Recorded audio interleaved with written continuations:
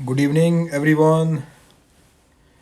तो आज अपने section 30 evidence act 133 evidence act पहले देखते हैं, उसके बाद अपने एस्टॉपल देखेंगे।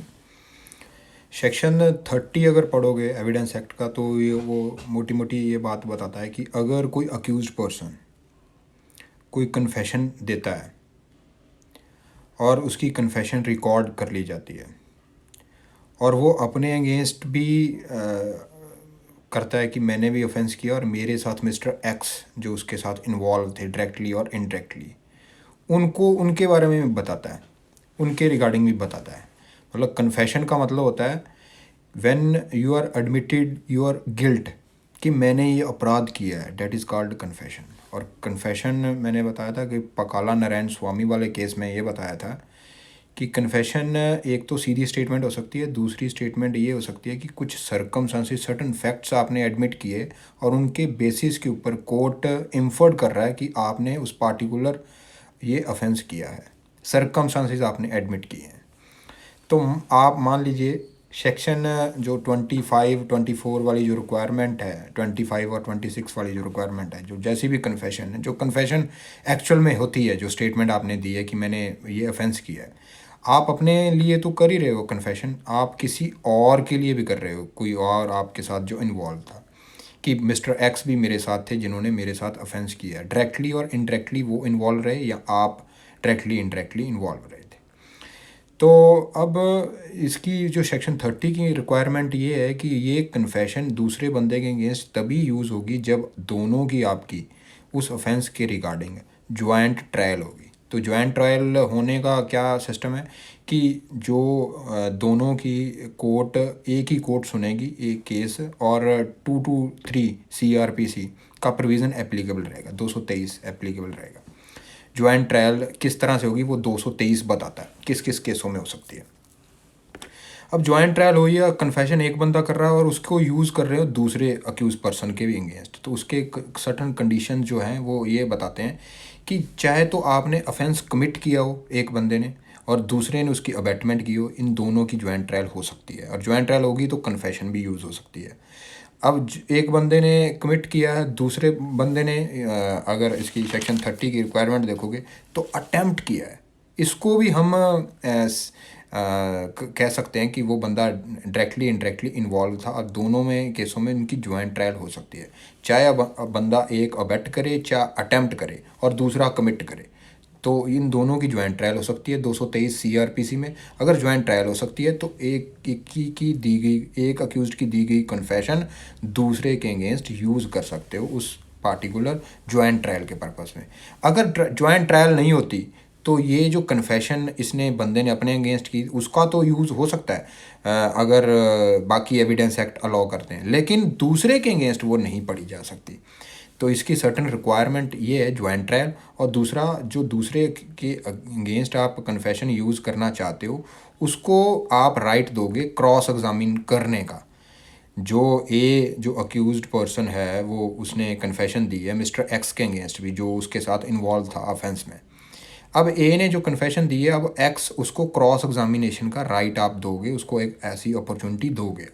फिर ही अगर वो अवेल ना करे करे वो उसकी मर्जी है, फिर ही आप उसको उस कन्फेशन के लिए लायबल ठहराया जा सकता है। तो यहाँ पे वर्ड है मे टेक इनटू कंसीडरेशन, तो ये वीक टाइप ऑफ एविडेंस है, इसको कोर्ट माने ना माने उसकी मर्जी है।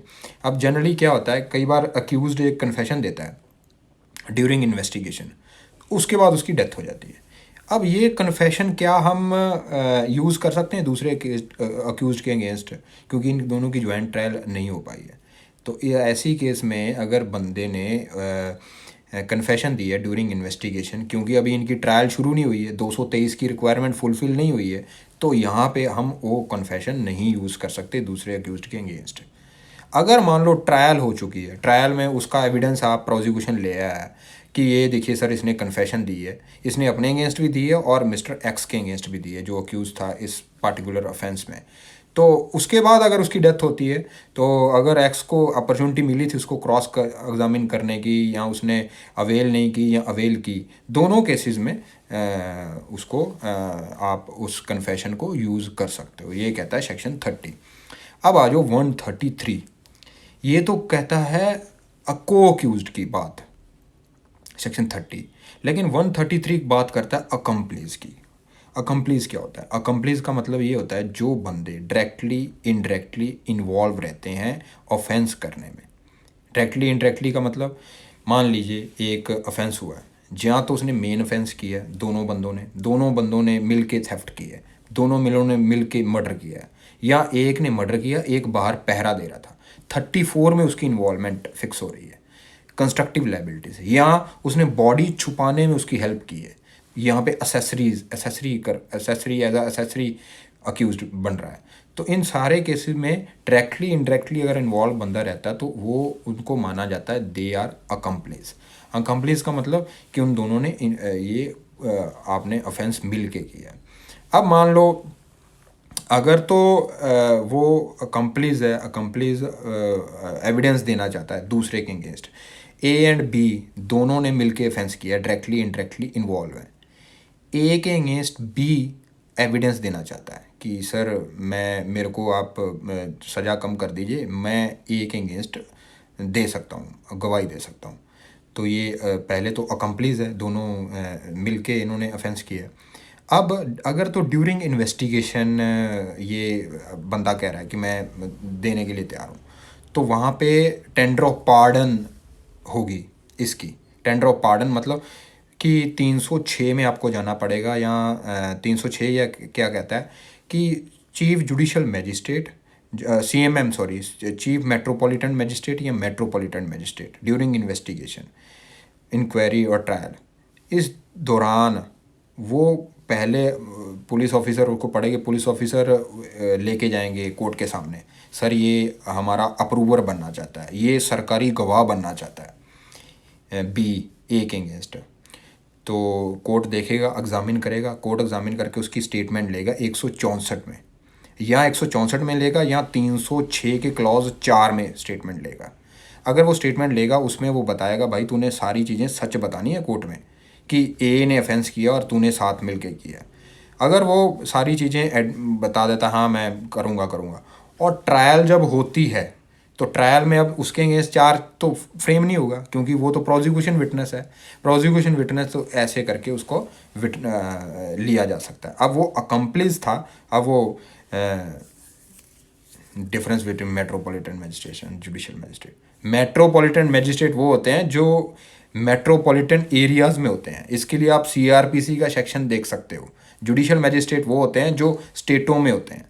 तो मेट्रोपॉलिटन एरिया जहाँ पे 10 लाख की पॉपुलेशन है एक एरिया की, और वहाँ पे अगर जुडिशरी की हायरार्की है तो वहाँ पे मेट्रोपॉलिटन मैजिस्ट्रेट होता है। मेट्रो सिटीज़ तो जुडिशियल मैजिस्ट्रेट जो स्टेटों में होता है अदरवाइज, तो वो आप CRPC में दे सकते हो। ये टॉपिक को समझने की कोशिश करिए प्लीज़, जो मैं अब समझा रहा हूँ। 133 अब देखिए, अकम्प्लिस की बात कर रहा हूँ मैं। अब ये तो हो गया इन्वेस्टिगेशन स्टेज, उसके बाद बात करते हैं ट्रायल स्टेज। अब वो अकम्प्लिस मान लो इन्वेस्टिगेशन में कुछ नहीं बोला, ट्रायल अब शुरू होगी। ट्रायल कैसे शुरू होगी? इंक्वायरी स्टेज पे उनके अगेंस्ट चार्ज बना ए एंड बी के अगेंस्ट, जिन्होंने दोनों ने मिलके डायरेक्टली इनडायरेक्टली ऑफेंस किया था। चार्ज फ्रेम हो गया। चार्ज फ्रेम होने के बाद अब बी कह रहा है कि मैं अप्रूवर बनना चाहता हूँ, मैं सरकारी गवाह बनना चाहता हूँ।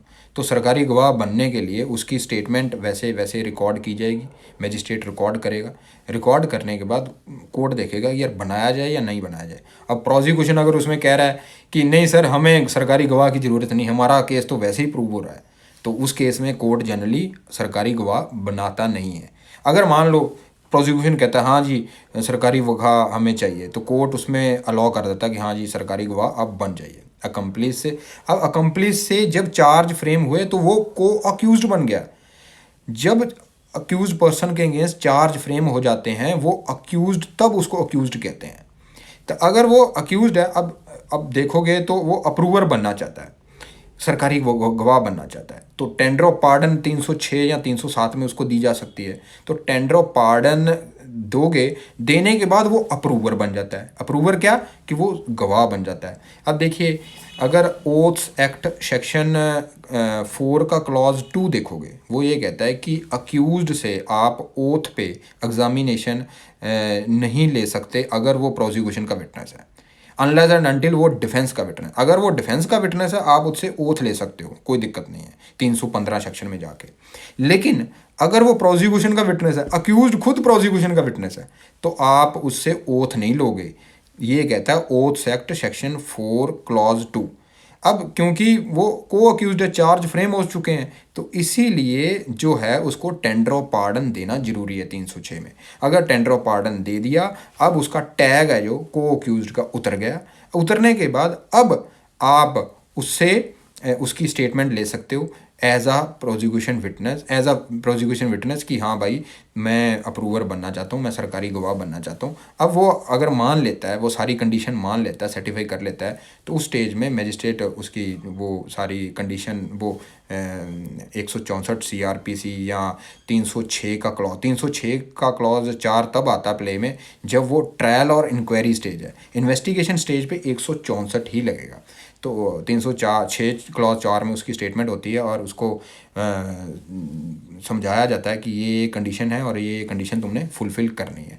अगर वो मान लेता है कि हाँ सर मैं देने के लिए तैयार हूँ, विटनेस एज बनने के लिए तैयार हूँ और एक अगेंस्ट गवाही पक्का दूंगा, तो कोर्ट उसको मान लेता है और कोर्ट क्या होता है उसके बाद वो ट्रायल उस ऑफेंस की शुरू कर देता है, जिसमें वो प्रोसिक्यूशन विटनेस बन के आता है। अब दूसरी पार्टी के पास उसको क्रॉस एग्जामिन करने का पूरा राइट रहता है। अब यहाँ तो उसको बेल मिल जाती है और यहाँ फिर तब तक उसको अंदर रखा जाता है, डिपेंड करता है। और ये किसी भी केस में दे सकते हैं। इसमें जनरली वो बंदा देता है, वो देता है सर यदि 2 अक्यूज्ड में से एक गवर्नमेंट विटनेस बन जाता है तो कोर्ट अलाउ कर देती है, तो क्या वो अक्यूज्ड सेट है जाता है, और ये है तो ऐसे तो सारे अक्यूज्ड। देखिए ऐसा नहीं है कि जनरल प्रिंसिपल है, ये हर बंदे को अप्रूवर बना देते हैं, हर बंदे को सरकारी गवाह बना देते हैं, हर बंदे को टेंडर ऑफ पार्डन मिल जाती है, ऐसी चीज़ नहीं है। कोर्ट हमेशा ये कॉशियसली इस चीज़ को डिटरमाइन करेगा कि क्या ये विटनेस ऐसा तो नहीं है कि ट्यूटरिंग का विटनेस है, ट्यूटर विटनेस है या स्टॉक विटनेस है, ऐसे ही बन गया, इसका कोई लेना देना नहीं है। तो कोर्ट हमेशा कॉशियसली और प्रोसिक्यूशन के ऊपर ये रहता है कि उसको लेना चाहता है या नहीं लेना चाहता। अगर प्रोसिक्यूशन मना कर देता है हमें नहीं चाहिए अप्रूवर, तो कोर्ट को मना करना पड़ता है। तो कोर्ट की ये पूरी उस पर चलती है कि क्या ग्राउंड है, क्यों ये अप्रूवर बनना चाहता है, क्या सरकमस्टांसिस है, क्या हमारे पास कोई और भी एविडेंस है इसके अलावा। अगर कोई और स्ट्रॉन्ग एविडेंस है तो अप्रूवर क्यों बनाएगा। कोर्ट के पास कोई एविडेंस ही नहीं है तो उस स्टेज पे कोर्ट भी क्या कर सकता है, उस स्टेज में अप्रूवर बनाने की ज़रूरत पड़ती है। और अप्रूवर तब बनाया जाता है जब एक कंडीशंस फुलफ़िल होती है। क्या कंडीशन, कि उसको वो सारी चीज़ें सच सच बताएगा। और दूसरी चीज़ है कोर्ट इसमें डबल टेस्ट का फार्मूला चलता है। एक तो वो उसकी जो टेस्टमनी होगी वो कॉर्बोरेटेड होगी, दूसरी रिलायबल होगी। रिलायबल कैसे, कि ऐसा नहीं है कि उठते आके उसने ऐसे ही कह दिया कि यार मैं और उसने ऑफेंस दोनों ने मिलकर किया था। उसके कुछ रीजनिंग होगी, कुछ मोटिव्स होंगे, कुछ ना कुछ फैक्टर इन्वॉल्व होंगे, वो फैक्टर के बारे में उसको बताना पड़ेगा। और प्रोसिक्यूशन के बाकी जो केस होगा वो कॉर्बोरेट करेगा उस चीज़ को साथ कि यार ये जो बातें बता रहा है ये बिल्कुल सच है, और दोनों की कॉर्बोरेशन से वो स्ट्रॉन्ग चीज़ें मानी जा सकती है और फिर ही कोर्ट उसको मानेगा, फिर ही अलाउ करेगा टेंडर ऑफ पार्डन। और टेंडर ऑफ पार्डन का मतलब सरकारी गवाह बना दिया। अब क्योंकि वो को अक्यूज्ड का टैग रह गया, वो अप्रूवर बन गया एज अ प्रोसिक्यूशन विटनेस। अब उसे ओथ से आप एग्जामिन कर सकते हो और वो उसका एग्जामिनेशन है वो मान लेगा कोर्ट, उसके अकॉर्डिंग दूसरे पार्टी को पनिशमेंट कर सकता है और इसको भी लाइटली पनिशमेंट। अब मान लो इसमें प्रोसिक्यूशन सर्टिफाई कर देता है कि ये बंदा जो अप्रूवर जिसको बनाया था ये तो फॉल्स एविडेंस दे सकता है, बनने के बाद वो सारी पनिश से बच जाएगा, सारी पनिशमेंट से नहीं बचेगा। ये डिपेंड कर, अब देखिए जो पार्लियामेंट केस था उसमें अफजल गुरु जो था अप्रूवर था, फिर भी उसको फांसी की सज़ा हो गई। तो ये ज़रूरी नहीं है कि आपको सज़ा कम हो जाएगी, ये कोर्ट के ऊपर डिपेंड करता है, फैक्ट एंड सर्कमस्टांसेस के ऊपर। अगर कोई ऑफेंस ग्रीवियस है तो हो सकता है आपको पनिशमेंट बराबर दे, ये कोर्ट के ऊपर की डिस्क्रिप्शन के ऊपर रहता है। इसीलिए अप्रूवर हर केस में हर बंदा उठ के आके नहीं अप्रूवर बन जाता, तो उसके भी सर्टन कंडीशंस हैं और वो सारे फुलफिल होते हैं। कोर्ट को लगता है यार ये बंदा सही बोल रहा है, इसकी इतनी इन्वॉल्वमेंट नहीं थी जितनी कि ये केस में इसको लग रहा है, तो उस केस में उसको हो सकता है कम सज़ा मिल जाए, जो डिपेंड करता है। तो अब आप मान लो अब उसको जो प्रोसिक्यूशन ने सर्टिफाई कर दिया कि ये फॉल्स एविडेंस दे रहा है, तो उस केस में आप हाई कोर्ट से सैंक्शन लेके उसके अगेंस्ट ट्रायल चला सकते हो, उसी ऑफेंस के लिए जिस ऑफेंस के लिए वो ट्रायल चल रही थी। अब उसका वो ट्रायल चलेगा उसके साथ। और दूसरा, अगर उसने फॉल्स एविडेंस दिए तो उसका सैंक्शन हाई कोर्ट ने ये दे दिया कि इसके अगेंस्ट फॉल्स एविडेंस का चार्ज आप बनाओ, पर्जरी इसके ऊपर लगाओ। अब देखिए, अगर देखोगे 196 में जो फॉल्स एविडेंस की चीज़ दी गई है, उसमें आप पब्लिक सर्वेंट के अगेंस्ट ऑन ओथ आपने झूठ मारा है, या कोर्ट की प्रोसीडिंग के दौरान आपने ऑन ओथ एग्जामिनेशन में आपने फॉल्स एविडेंस दिया है। इन दोनों केसों को डील करता है 195 सीआरपीसी। 195 सीआरपीसी ये कहता है कि अगर कोई बंदा ऑन ओथ आपने एग्जामिनेशन हुआ था, उसके बाद आप उस चीज़ से मुकर गए, अब वो फॉल्स एविडेंस माना जाएगा। अब वो बंदा जिसके पास आपने एविडेंस दिया, वो बंदा अगर कंप्लेनेंट बनता है कि इसके अगेंस्ट फॉल्स एविडेंस के अगेंस्ट इसने जो किया 340 में वो कंप्लेंट देता है उसी कोर्ट में जिस कोर्ट में उसने फॉल्स एविडेंस दिया, तो वो कोर्ट उस कंप्लेंट को आगे फॉरवर्ड कर देगा चीफ जुडिशियल मजिस्ट्रेट को या चीफ मेट्रोपॉलिटन मजिस्ट्रेट को। अगर वो फॉरवर्ड कर दे तो वो वहाँ पे सीजीएम और सीएमएम उसकी ट्रायल कंडक्ट करेगा। भाई तूने वहाँ पे उसकी ट्रायल में ये तूने झूठी गवाही दी थी, तो उसके ऊपर फिर 196 का चार्ज, आईपीसी का चार्ज लग सकता है। तो 195 सीआरपीसी बताता है कि कौन बंदा कंप्लेनेंट होगा। तो कंप्लेनेंट या तो वो पार्टिकुलर कोर्ट होगा जिसमें आपने झूठी गवाही दी है ऑन ओथ, या वो पब्लिक सर्वेंट होगा जिसके सामने आपने झूठी गवाही दी है। अगर वो कंप्लेनेंट है तो 195 ये बताता है कौन कंप्लेनेंट हो सकता है, कौन कौन किस किस ग्राउंड्स पे। तो उसी कोर्ट में वो या तो वो खुद कोर्ट कंप्लेनेंट होगी, वो लिख के आगे सीएमएम या सीजीएम अपने हायर अथॉरिटी को भेजेगी और हायर अथॉरिटी इसकी ट्रायल कंडक्ट करेगा, या खुद करेगा या मेक ओवर किसी और को दे सकता है।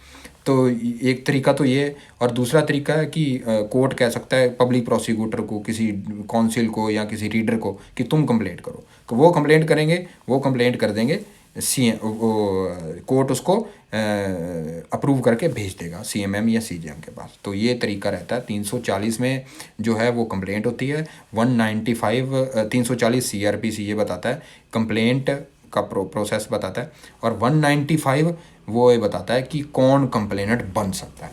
तो ये थोड़ा सा आपस में देख लेना। और 340 के अगेंस्ट 341 सीआरपीसी में आप अपील भी कर सकते हो। तो हम ये कर रहे हैं 307, 306 और 307 दोनों में आपका टेंडर ऑफ पार्डन हो सकता है। 306 में सीएमएम, एमएम या जुडिशियल मैजिस्ट्रेट ड्यूरिंग ट्रायल और इंक्वायरी आपको टेंडर ऑफ पार्डन दे सकता है। सीएमएम और एमएम इन्वेस्टिगेशन, इंक्वायरी और ट्रायल स्टेजिंग तीनों पे दे सकता है। तो ये थोड़ा सा फ़र्क आप ज़रूर देखिए इसके ऊपर। उसके बाद अगर इन्वेस्टिगेशन पे उसको टेंडर ऑफ पार्डन अक्यूज को दे रहे हो और अकम्पलिस दे रहे हो, तो आप 164 में उसका स्टेटमेंट रिकॉर्ड करोगे। अगर आप ड्यूरिंग इंक्वायरी ट्रायल स्टेज पे उसको टेंडर ऑफ पार्डन दे रहे हो तो 306 के क्लॉज 4 में उसकी स्टेटमेंट लोगे और सारी चीज़ें उसमें बताओगे। और 307 में जो टेंडर ऑफ पार्डन है वहाँ पे कोर्ट ऑफ सेशन है, क्योंकि नीचे वाला जो अगर offence exclusively tribal by court of session है, तो जनरली क्या होता है, मैजिस्ट्रेट नीचे जो होता है या एमएम होता है, वो केस बनाता है सारा, और उसके यहाँ चार्जशीट फाइल होती है, वो कॉग्नियंस लेके सारा 207 का कंप्लायंस करके ऊपर कोर्ट के पास भेज देता है, कोर्ट ऑफ सेशन के पास। अब कोर्ट ऑफ सेशन को लगता है कि यार ड्यूरिंग ट्रायल कि ये बंदे को टेंडर ऑफ पार्डन दी जा सकती है, तो वो 307 में जाएगा, लेकिन प्रोसेस 306 वाला फॉलो होगा उसी तरीके से। तो वो नीचे भी भेज सकता है कि ये बंदा अप्रूवर बना दिया, इसकी स्टेटमेंट आप रिकॉर्ड करिए, तो नीचे एमएम या सीएमएम को पास भेज सकता है, कोई दिक्कत वाली बात नहीं है। तो लेकिन अगर वो झूठी गवाही देता है तो वहाँ पे हाई कोर्ट उसको सैंक्शन देता है, और सर्टिफाई कौन करता है, पब्लिक प्रोसिक्यूटर, कि यार ये झूठी गवाही दे रहा है। तो वहाँ पे हाई कोर्ट उसको सैंक्शन देता है उस पार्टिकुलर अफेंस की देने के लिए। 306 सीआरपीसी पार्डन से बात करता है। तो पार्डन ये है कि आपको सरकारी गवाह बना दिया है, उसमें प्रोसेस दी गई है 306 और 307 में। अगर मान लो वो झूठ मार रहा है कि ड्यूरिंग इंक्वायरी या ट्रायल जो विटनेस जिसको टेंडर ऑफ पार्डन दी गई थी, वो ड्यूरिंग ट्रायल आके प्रोसिक्यूशन विटनेस है और वो आके झूठ मार रहा है कि फॉल्स एविडेंस दे रहा है, तो फॉल्स एविडेंस देता है तो ये भी एक ऑफेंस है।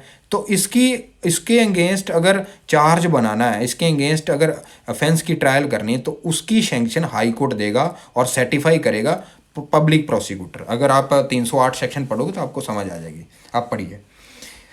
अब आ जाओ 133 सेक्शन जो मैंने बताता था, अकम्प्लीज।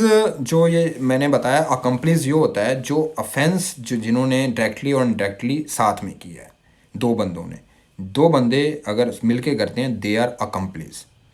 अब अगर उनके इंक्वायरी शुरू हो गई, ट्रायल होगी, तो उनके अगेंस्ट अगर चार्ज फ्रेम हो गया दोनों के against, they are considered as a co accused. They are before charge framing they are accomplice, charge framing के बाद को अक्यूज्ड। अब जब उसको टेंडर ऑफ पार्डन दे दिया तो वो क्या बन जाएगा, अप्रूवर। तो ये तीनों में फ़र्क है, अक्यूज्ड, को अक्यूज्ड, अकम्प्लीज और अप्रूवर। अब मान लो कई बार ऐसा होता है कि टेंडर ऑफ पार्डन देने की ज़रूरत नहीं पड़ती, फिर भी आप अप्रूवर बना सकते हो, फिर भी आप उसको एज अ अकम्प्लीज विटनेस एग्जामिन कर सकते हो, अप्रूवर बनाने की ज़रूरत नहीं है। किस तरह से, मान लो उसके अगेंस्ट 321 में विड्रॉल करा लिया आपका प्रोसिक्यूशन, उसके अगेंस्ट जितना जो केस बनता था आपने विड्रॉल कर लिया कोई भी ग्राउंड से, अब वो गवाह बन सकता है, कोई दिक्कत नहीं, क्योंकि अब वो अक्यूज़ तो रहा नहीं, अब वो विड्रॉल हो चुका है, तो वो अकम्प्लीज माना जाएगा, क्योंकि जब तक चार्ज फ्रेम नहीं होते वो को अक्यूज नहीं उसको कहा जा सकता। तो अगर टेंडर ऑफ पार्डन बन दिया तो वो अप्रूवर बन गया। लेकिन यहाँ पे आप विड्रॉल करा ले, उसका प्रोसिक्यूशन विड्रॉल करा ले 321 CRPC में, तो यहाँ पे वो अकम्प्लीस का टैग उसके ऊपर बना रहेगा। यहाँ उसके अगेंस्ट जो बंदे ने कंपाउंडिंग कर ली, तो उसमें भी उसकी इक्विटल हो जाती है, तो उसमें भी वो उसमें भी वो अकम्प्लीस बन सकता है। या उसके अगेंस्ट डिस्चार्ज हो गया, या उसके अगेंस्ट अदरवाइज अक्विटल आ गई, उस केस में भी वो अकम्प्लीस बन सकता है, दिक्कत नहीं है। या उसके अगेंस्ट कोई सम्मन केस था, कंप्लेंट आई थी और कोर्ट ने 257 सेक्शन CRPC में उसके अगेंस्ट उसको डिस्चार्ज कर दिया, तो उस केस में भी वो अकम्प्लीस दूसरे के अगेंस्ट बन सकता है। या आपने 224 में उसके अगेंस्ट चार्ज स्टे कर दिए, स्टे करने के बाद अब वो भी को अक्यूज था, वो अकम्प्लीस हो सकता है, कोई दिक्कत नहीं। तो ये स्टेजें हैं, ये आपने खुद देख लेनी है। उसके बाद आ जाओ सेक्शन 133 अकम्प्लीस की जो बात करता है, इसमें 133 और आपको जो है एक्सप्लेनेशन इलस्ट्रेशन B 114 सेक्शन की देखनी है। 114 की इलस्ट्रेशन B ये कहती है कि आपको अगर अकम्प्लीस के डिपेंड पे एविडेंस अकम्प्लीस का आया है, अब अक्यूज्ड को आपने सज़ा देनी है, तो हमेशा वहाँ पे कॉर्पोरेशन ज़रूरी है। लेकिन 133 ये कहता है कॉर्पोरेशन की ज़रूरत नहीं है, तो इन दोनों के बीच क्लैश हो गया। लेकिन एक जजमेंट है डगडू वर्सेस स्टेट ऑफ महाराष्ट्र, उसमें ये कहा गया इन दोनों के बीच बिल्कुल भी कॉन्ट्राडिक्शंस नहीं है, क्योंकि 114 डील करता है मे प्रजम्पशन के रिगार्डिंग, वो रूल ऑफ प्रूडेंस की बात कहता है कि रूल ऑफ प्रूडेंस ये है कि क्योंकि 133 ये डिक्लेरेटरी प्रोविज़न है, अनेबलिंग प्रोविज़न है, प्रोबेटरी प्रोविज़न नहीं है। तो अगर ये एक प्रोविज़न डिक्लेरेटरी और अनेबलिंग प्रोविज़न है और दूसरे प्रोविज़न को होने से नहीं रोकता, तो इसका मतलब ये नहीं है कि ये होना ही चाहिए। 133 it's a rule of law और 114 भी it's a rule of prudence. अगर प्रूडेंस की ज़रूरत है कि आपको कॉर्पोरेशन लाना है, कॉर्पोरेशन ज़रूरी उस पार्टिकुलर केस में, तो कॉर्पोरेशन हो सकता है। ज़रूरी नहीं है कि आप विदाउट कॉर्पोरेशन अकम्प्लीस को मान के हुए उसको सज़ा देनी ज़रूरी है, ऐसा नहीं है। आप कॉर्पोरेशन ले सकते हो, कोई दिक्कत नहीं है। और देना इसलिए ज़रूरी है कॉर्पोरेशन क्योंकि एविडेंस उस बंदे से आ रहा है जो टेंटेड विटनेस है, मतलब वो अपना वो, क्योंकि वो खुद भी अक्यूज्ड है और खुद अक्यूज्ड विटनेस अगर देगा तो पॉसिबिलिटी रहती है कि वो इनोसेंट को इम्प्लीकेट करे। तो इसीलिए रूल ऑफ प्रूडेंस ये कहता है कि उसमें आप थोड़ा कॉशियस रहें, being a judicial magistrate cautious रहें और उसको ट्रस्टवर्दी है या नहीं है उसको देखने के लिए सर्टन जो कॉर्पोरेशन वो आप ले सकते हो। तो डबल टेस्ट का फार्मूला आप लगा सकते हो, क्योंकि स्टेट उसको फेवर कर रही है, क्योंकि वो टेंडर ऑफ पार्डन अगर उसको हुआ है तो वो स्टेट को फेवर कर सकता है कि हाँ यार मैं सज़ा करवा देता हूँ, तो चाहे वो फॉल्स सज़ा हो। तो इसीलिए थोड़ा सा कॉर्पोरेशन ज़रूरी है, तो आपको उस तरह से देखना है। उसके बाद सर सॉरी मैं आपको बीच में थी आपकी ऑल लाइव वीडियो आपकी, बिल्कुल। उसके बाद आ जो स्टॉपल सेक्शन 115 स्टॉपल जो बात करता है, ये तीन चीज़ों की तीन चीज़ों की बात करता है। एक डेक्लरेशन, आपका एक्ट, आपका ओमिजन आपने किया था और अदर पार्टी ने आपके ऊपर बिलीव किया, आपने इंटेंशनली उसको बिलीव करने के लिए बोला और उसने बिलीव कर लिया। बिलीव करने के बाद उसने अपनी कंडीशन चेंज कर ली, अपनी पोजीशन चेंज कर ली आपके सिर्फ रिप्रेजेंटेशन के ऊपर। अब जिसने कंडीशन चेंज कर ली, अब आपकी डिक्लेरेशन, आपका एक्ट, आपका ओमिजन से आप पीछे नहीं हट सकते। क्यों नहीं हट सकते? क्योंकि आपके डिपेंडेंट उसने अपनी पोजीशन चेंज की है, अदरवाइज उसने नहीं करना था। जैसे एग्जांपल लो, जैसे मैंने कहा आपको भाई साहब मैं आपको पैसे दूंगा, आप वो बिल्डिंग बनाइए, मैं आपको पैसे दूंगा, और बंदे ने बिल्डिंग बनानी शुरू कर दी, अदरवाइज उसने बिल्डिंग नहीं बनानी थी, बिल्डिंग बनानी शुरू कर दी। अब मैं मना कर रहा हूँ, मैं पैसे नहीं दूंगा। अब वो कोर्ट में सिविल सूट फाइल कर सकता है मेरे अगेंस्ट कि सर इसको कहिए कि मेरे जो इसने इसके अगेंस्ट स्टॉपल अप्लाई कर सकता है, मेरे अगेंस्ट स्टॉपल अप्लाई कर सकता है, मेरे को स्टॉप कर सकता है कि आप अपने जो डिक्लेरेशन आपने दी थी उससे आप रिट्रैक्ट नहीं कर सकते, आप पीछे नहीं हट सकते, आपको पैसे देने पड़ेंगे। अब मुझे वो पैसे उसको देने पड़ेंगे। That is called estoppel, stopping you to make representation otherwise. आप जो रिप्रेजेंटेशन जिस तरह से आपने दी थी, डिक्लेरेशन दिया था, एक्ट किया था, ओमिजन किया था, अब उससे आप कॉन्ट्राडिक्ट नहीं कर सकते हो, क्योंकि अगले बंदे ने बिलीव किया आपके इस एक्ट, ओमिजन और डिक्लेरेशन से, और उसने अपनी पोजीशन चेंज कर दी अपना, उसने आपकी उस डिक्लेरेशन, एक्ट और ओमिजन की वजह से उसने काम करना शुरू किया, या काम वो अदरवाइज उसने वो काम नहीं करना था, क्योंकि उसने बिलीव किया, आपने भी बिलीव करवाया तो थिंग्स टू बी ट्रू, और आपने उसको बिलीव हुआ। और एनी सूट और प्रोसीडिंग में वो जो आपके और उसके बीच है, या आपके और आपके लीगल आपके और उसके लीगल रिप्रेजेंटेशन के बीच है, या लीगल रिप्रेजेंटेटिव, या आपके लीगल रिप्रेजेंटेटिव या उसके अगेंस्ट है, तो वो देखना पड़ेगा। तो उसके बाद आप मना नहीं कर सकते। और ये जो 115 सेक्शन है, it's a rule of civil action, और it's a rule of evidence. Actually it's not a rule of law और rule of equity, it's a rule of evidence. और फाउंडेड है एक केस के ऊपर, पिकर्ड वर्सेस सीयर्स, वो आप देख लीजिएगा। और इसमें एक लीडिंग केस भी है, शरत चंद्र दे वर्सेस गोपाल चंद्र।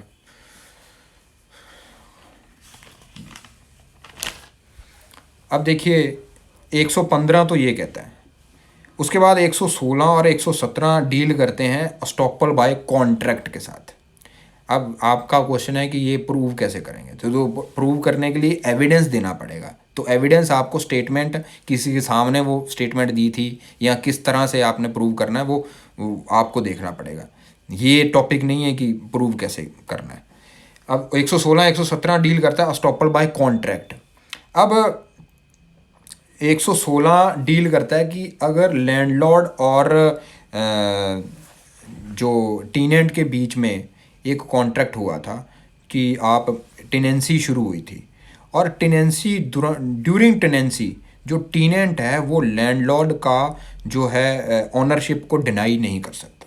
ये जनरल रूल है, even though it's a fraudulent ownership. और टीनेंट के साथ उसने कोई फ्रॉड नहीं किया है लैंडलॉर्ड ने, लेकिन उसका अपना जो ओनरशिप है वो फ्रॉडुलेंटली है, फिर भी टीनेंट उसको मना नहीं, प्रोबेट नहीं कर सकता कि ये लैंडलॉर्ड नहीं है, क्योंकि उसके साथ फ्रॉड नहीं हुआ है। ड्यूरिंग टेनेंसी तक ये चलेगा। आप टीनेंट को स्टॉप किया जाता है कि आप ये बात नहीं कह सकते कि इस प्रॉपर्टी का ऑनर कोई और है, जब तक टेनेंसी चलेगी। अब मान लो वो प्रॉपर्टी उसके रहते रहते एक नया ऑनर आ गया। अब जो नया ऑनर आया है उसके रिगार्डिंग ये चीज़ टीनेंट के अगेंस्ट शुरू हो गई। अगर टीनेंट को उसने अप्रूव कर दिया कि ये टीनेंट को मैं रखना चाहता हूँ, कि ये टीनेंट अब दूसरे लैंडलॉर्ड को ये नहीं कह सकता कि ये ऑनर नहीं है। तो ये सर्टन कॉन्ट्रैक्ट्स हैं जो स्टॉपल बाय कॉन्ट्रैक्ट से डील करते हैं। 116 tenant is prohibited to deny the ownership of landlord at the time of tenancy continues, जब तक कॉन्टिन्यू रहती है। तो आप टेनेंसी ओवर तो ये जो स्टॉपल जो कॉन्ट्रैक्ट वाला ये भी ख़त्म हो जाएगा। अब वो डिनाई कर सकता नहीं, उसके पास फ्रॉडुलेंट लैंडलॉर्ड था, ये वो जो भी कह सकता है। ड्यूरिंग टेनेंसी वो नहीं कह सकता।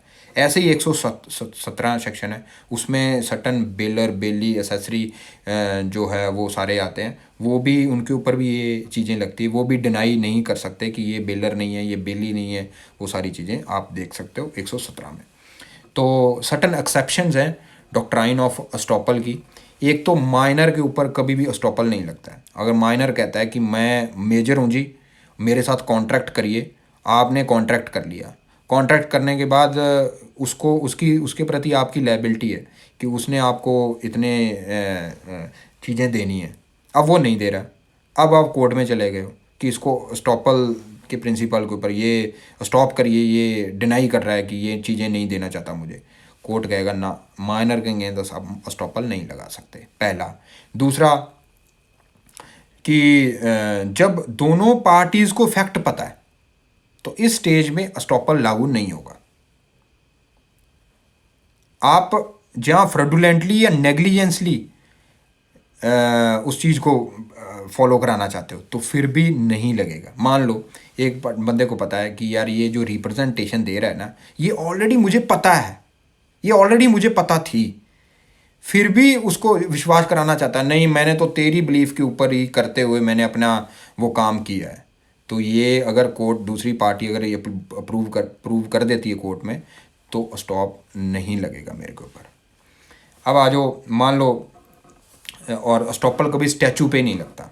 मान लो एक लैंडलॉर्ड और टीनेंट लैंडलॉर्ड को कहता है, लैंडलॉर्ड कहता है कि मैं अपने रेंट तय कर लेते हैं कंट्रोलर के पास जाके, फेयर रेंट है। टीनेंट उसको कहता है नहीं मैं तो जी आपको ज़्यादा रेंट दूंगा, रेंट स्टैंडर्ड रेंट वहाँ पे था 5,000, वो कह रहा नहीं मैं तो जी 10,000 दे दूंगा, कोई दिक्कत नहीं। क्या अब लैंडलॉर्ड उसके अगेंस्ट उसको स्टॉपल का लगा सकता है कि हाँ इसको कहिए कि मुझे 10,000 ही दे? नहीं, क्योंकि रेंट कंट्रोल एक्ट वहाँ पे लगता है, वो ये कहता है कि स्टैंडर्ड रेंट फिक्स होना चाहिए। तो स्टैचू के अगेंस्ट आप स्टॉपल नहीं लगा सकते। तो ये चीज़ आपको देखनी है। तो पॉइंट ऑफ लॉ जहाँ पे सेटल है, मतलब कहने का भाव, वहाँ पे भी स्टॉपल नहीं लगाया जा सकता। तो ये 2-4 चीज़ें आपको देखनी है जो अक्सर पीटी में पूछ लेते हैं, हरियाणा पीटी में या एपीपी दिल्ली एपीपी जो सीबीआई में है, कई बार पूछा जा सकता है। तो आप इसको ज़रूर देखिए। तो ये क्लास आज की ओवर हो चुकी। अगर आपकी कोई क्वेरी है या आपको लगता है कि ये चीज़ मैं छूट गई मुझसे, आप उससे रिगार्डिंग पूछ सकते हो, मैं उसके रिगार्डिंग आपको बताऊंगा अगर आपकी कुछ क्वेरी है। तो तब तक के लिए thank you so much, goodbye, thank you.